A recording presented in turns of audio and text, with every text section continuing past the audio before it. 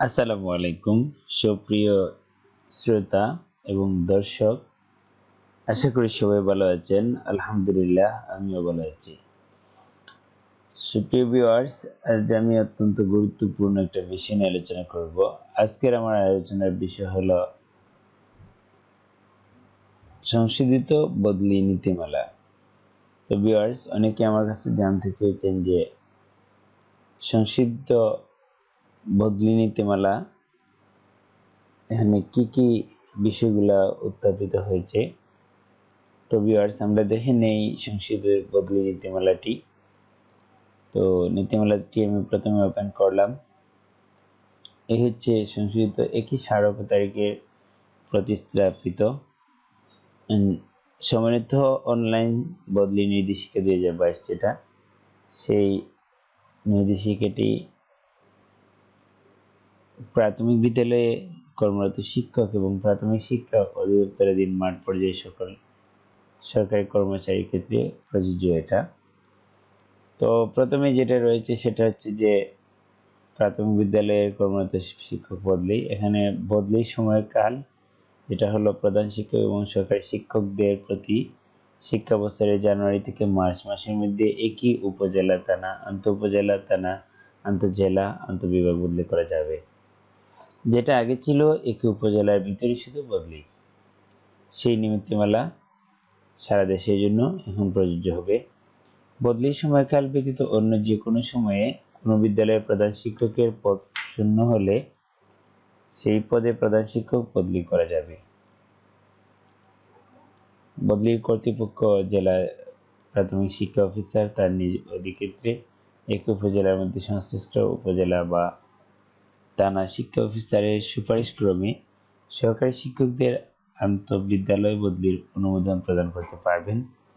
জেলা প্রাথমিক শিক্ষা অফিসারের অনুমোদন গ্রহণপূর্বক উপজেলা থানা শিক্ষা অফিসার এরূপ বদলির আদেশ জারি করবেন। যেটা অনেক আগ থেকে এই নীতিমালাগুলি ছিল। তারপরে যেটা হচ্ছে যে 2-2 বলা হয়েছে জেলা প্রাথমিক শিক্ষা অফিসার তার নিজ অধিক্ষেত্রে আন্তঃ উপজেলা থানার মধ্যে সংশ্লিষ্ট উপজেলা কিংবা থানা শিক্ষা অফিসারের সুপারিশক্রমে সহকারী শিক্ষকদের বদলি করতে পারবেন। 2-3 বলা হয়েছে একই সিটি কর্পোরেশনের আওতাধীন নির্দিষ্ট একটি থানার মধ্যে বা আন্তঃ থানার মধ্যে বদলির ক্ষেত্রে সংশ্লিষ্ট থানা শিক্ষা অফিসারের সুপারিশক্রমে সহকারী শিক্ষকদের জেলা প্রাথমিক শিক্ষা অফিসার এবং প্রধান শিক্ষকদের সংশ্লিষ্ট থানা শিক্ষা অফিসার ও জেলা প্রাথমিক শিক্ষা অফিসারের সুপারিশক্রমে বিভাগীয় উপপরিচালক বদলি করতে পারবেন। 2-4 বলা হয়েছে বিভাগীয় উপপরিচালক তার নিজ অধিক্ষেত্রে সংশ্লিষ্ট উপজেলা কিংবা থানা শিক্ষা অফিসার মহোদয় এবং জেলা প্রাথমিক শিক্ষা অফিসারের মহোদয় সুপারিশক্রমে সহকারী শিক্ষকদের আন্তঃজেলা বদলি করতে পারবেন।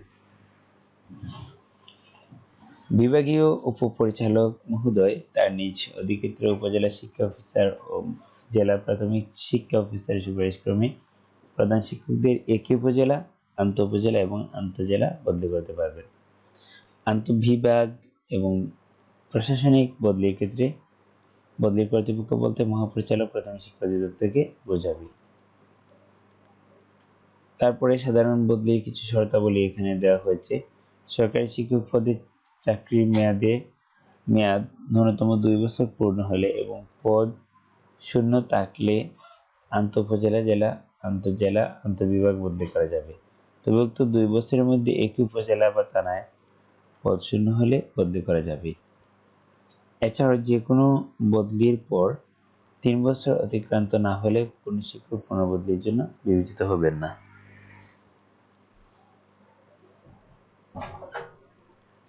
তারপরে এখানে আরো কিছু নীতিমালা রয়েছে।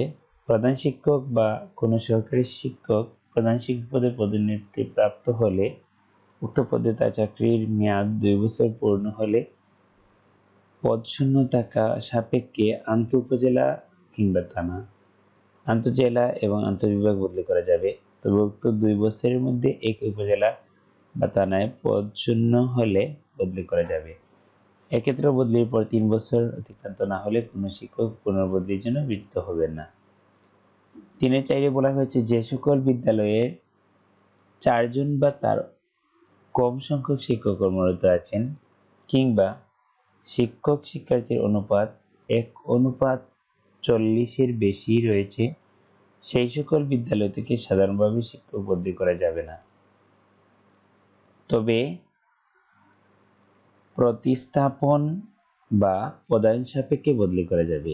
এটা খুবই গুরুত্বপূর্ণ একটা বিষয়, যেটা আগে শিক্ষকদের জন্য অনেক ঝামেলার বিষয় ছিল। এই নীতিমালার কারণে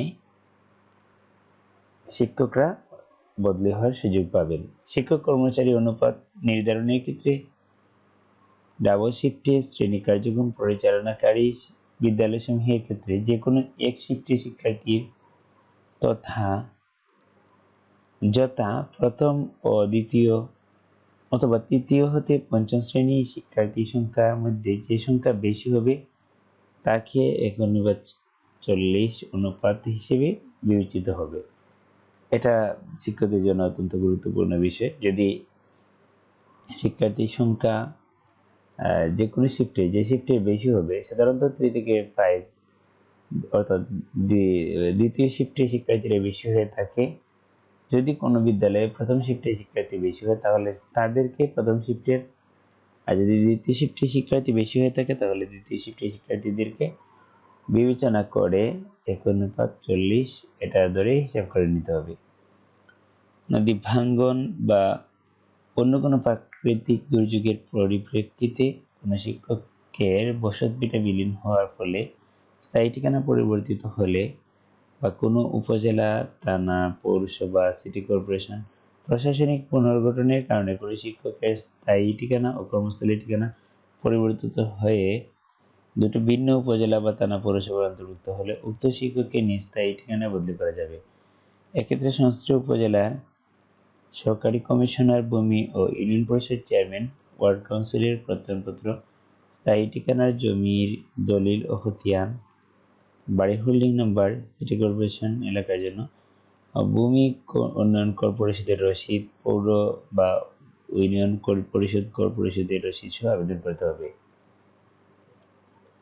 3-6 বলা হয়েছে উপজেলা বা থানায় কোনো পদ শূন্য হলে প্রথমত সংশ্লিষ্ট উপজেলা বা থানার অধিবাসী প্রার্থীগণ যারা নিজ উপজেলা বা থানায় শূন্য পদ না থাকা অন্য উপজেলা বা থানায় নিয়োগপ্রাপ্ত হয়েছিলেন, দ্বিতীয়ত সংশ্লিষ্ট উপজেলা বা থানার অধিবাসী প্রার্থীগণ সেই পদের বদলির জন্য অগ্রাধিকার পাবেন।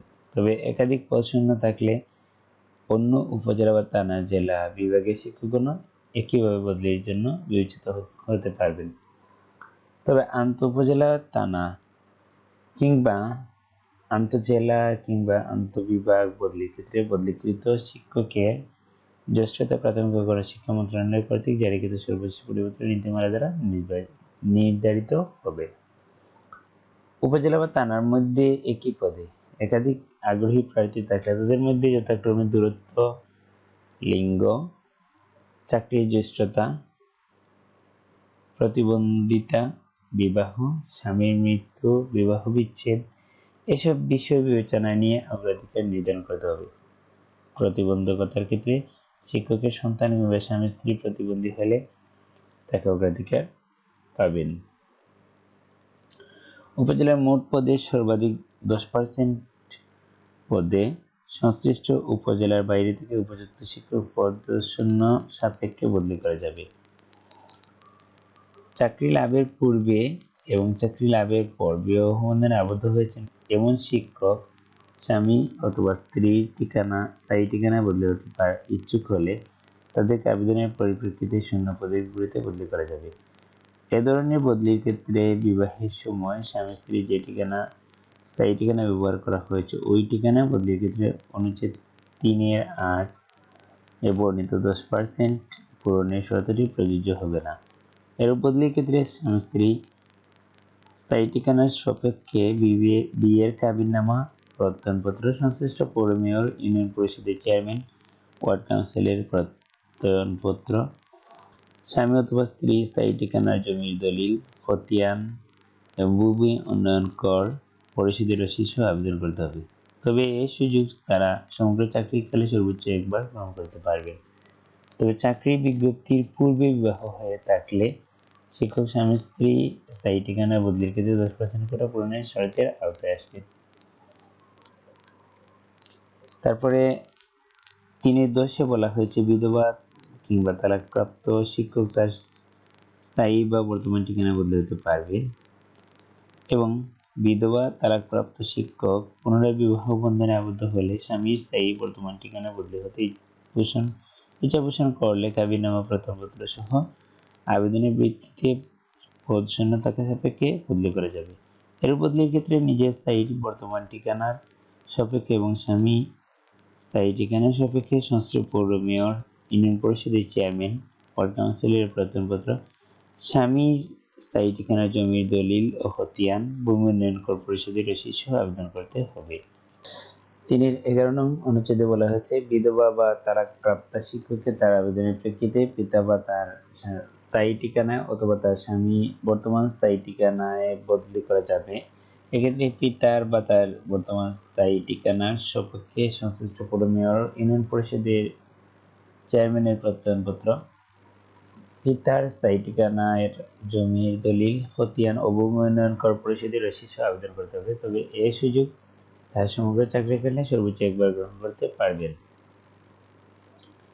3.12 নম্বর অনুচ্ছেদে বলা হয়েছে যে কোনো শিক্ষকের স্ত্রী বা স্বামী সরকারি বা আধা সরকারি ও স্বায়ত্তশাসিত প্রতিষ্ঠানে চাকরি করলে তাকে স্ত্রী বা স্বামীর কর্মস্থলে বদলির সুযোগ করে দেওয়া যেতে পারে। তবে এই সুযোগ তারা সমগ্র চাকরিকালে সর্বোচ্চ 2বার গ্রহণ করতে পারবেন। কিন্তু 3.9 নং উপানুচ্ছেদের আওতায় স্বামী স্ত্রীর স্থায়ী ঠিকানায় বদলির সুযোগ গ্রহণকারী এ উপনুচ্ছেদের আওতায় বদলির সুযোগ পাবেন না।